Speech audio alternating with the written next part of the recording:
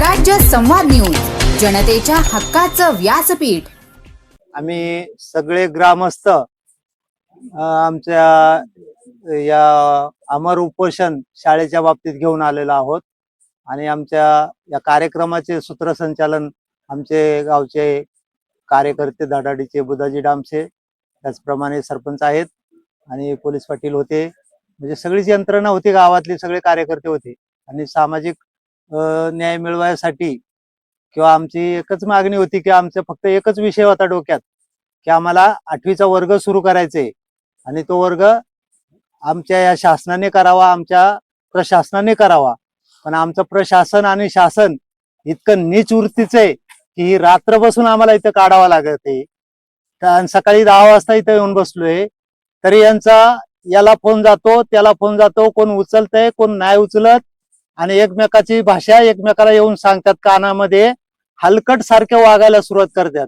यांना ना म्हणजे असं वाटतंय की यांना बेधडक तुडवा धरून लाता खाली, म्हणजे इतकं।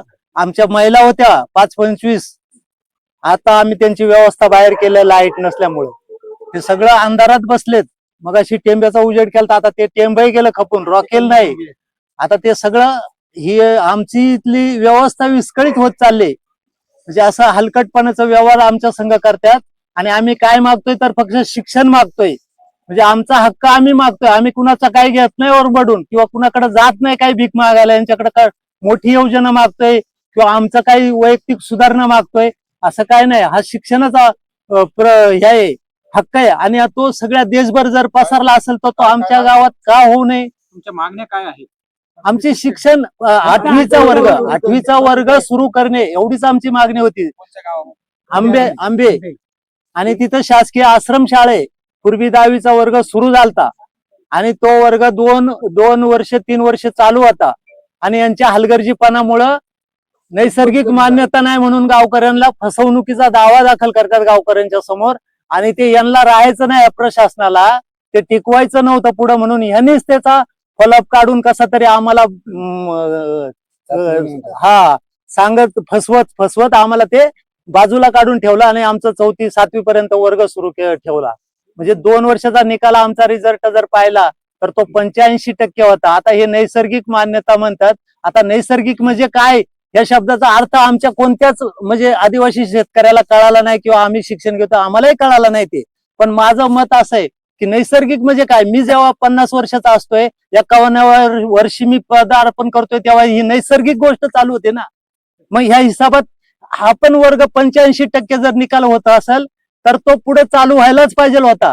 आणि हा शब्द कोडून आणलाय आमच्यासाठी काय कळत नाही आणि आजही तेच बोलतात नैसर्गिक मान्यता घ्यायसाठी एटीसी का जायचंय, एटीसी कडून आयुक्ताकडे जायचंय, मग आयुक्त कोण, अजून एटीसी कोण, हे काय काय शब्द जोडलेत हे आमच्या लोकांना नाही जास्त कळत। मग ते तिथंच घेतात 4थी पर्यंत 5वी पर्यंत 7वी पर्यंत तिथंच आहे, पण 8वीचा वर्ग आम्हाला सुरू करून घ्यायचंय। आणि 8वीची पोरं आमच्या गावात आताची सध्याची परिस्थिती जी आहे ती 8वीची मुलं आमच्या गावातच आहेत, घरात बसून आहेत, शिक्षण नाही। आणि जर समजा घालायची शाळेत तर 15-20 किलोमीटरवर यांच्या दुसऱ्या ज्या शाळा जोडल्यात त्या शाळेत पाठवायला पाहिजे। कुणाकडे मागण्या केल्या होत्या? आता या अगोदर आम्ही ठाण्यात मागणी केली होती आणि त्याच्यानंतर इथं तर 5 वेळा झाल्या यायच्या या प्रकल्पामध्ये। आदिवासी काय म्हणतात, करतो म्हणतात, नाही म्हणतात, काय सकाळपासून काय चर्चा तुम्ही आता दुपारी 2 वेळा इथं येऊन सांगितलं। आता एक जण म्हणायचा मी नवीन आहे, आता तो जर नवीन असला बाजीराव तरी खुर्ची तर नवीन नाही ना, खुर्ची जुनीच आहे ना। कारभार आता आज आदेश काढतोय ज्या तर पूर्वीचेच असतील ना, काहीतरी आहे ना धरून। तुमचे तालुका प्रतिनिधी कोण? आमचे तालुका प्रतिनिधी तिकडं सोनवणे, आमदार खासदार यांच्याशी काय चर्चा झाली का तुमची? आता 2 वेळा तर खासदारांना फोन लावत होते, अमोल कोल्ह्यांना, तर ते तर काही फोनही उचलला नाही आणि बोलले पण नाही। मतदान नाही केलं का? अहो आमच्या गावासारखं मतदानच नाही कुणाला, यांचा रेकॉर्ड तपासला तर आमच्या जीवावरच हे मोठे। आमदार कोण? आमदार सोनवणे, त्यांच्याशी काय चर्चा नाही झाली काही चर्चा। तो फोन उचलत नाही, तो आमचं काम करणार नाही। हा हे तर म्हणजे राजकारण काही नाही काय नाही केली. आम्ही डिझेल आणलो ते टेंडर संपलं, आमचं डिझेल संपलं, आम्ही आता बसतो असं निवांत. पुढली भूमिका काय मग तुमची आता पुढील भूमिका काय असणार आहे? आम्ही हा 8वीचा वर्ग जोपर्यंत मान्यता भेटत नाही तोपर्यंत आम्ही इथून जाणार नाही. आता इथं आम्ही बसणार आणि उपोषण करणार. आता उपोषणात उद्या सकाळी समजा आमच्या तपासणीला डॉक्टर येतील, उद्या काय झालं तर याला इथले लोक जबाबदार आहेत सरकारचे.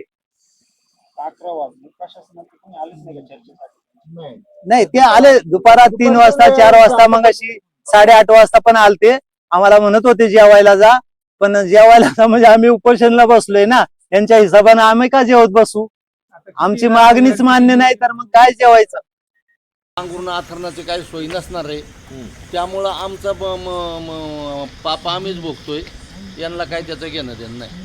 ह्या वेळेला कमीत कमी साहेब तुम्हाला इथं लाईटीची तरी व्यवस्था करायला पाहिजे होती. आम्हाला विनंती करतो, तुम्हाला करा नका करू. इथं 2-4 माणसं सापाने खाली तरी खाऊ द्या, वाघाने खाली तरी खाऊ द्या. उद्या तुम्हाला प्रश्न विचारतात, कसा प्रश्न होईल, कसा घाम तुम्हाला पडतो, काय त्याचा परिणाम होईल हे तुम्ही बघा. माझं नाव बुधाजी डामसे, मी आंबेगावचा रहिवासी आहे. राहू दे.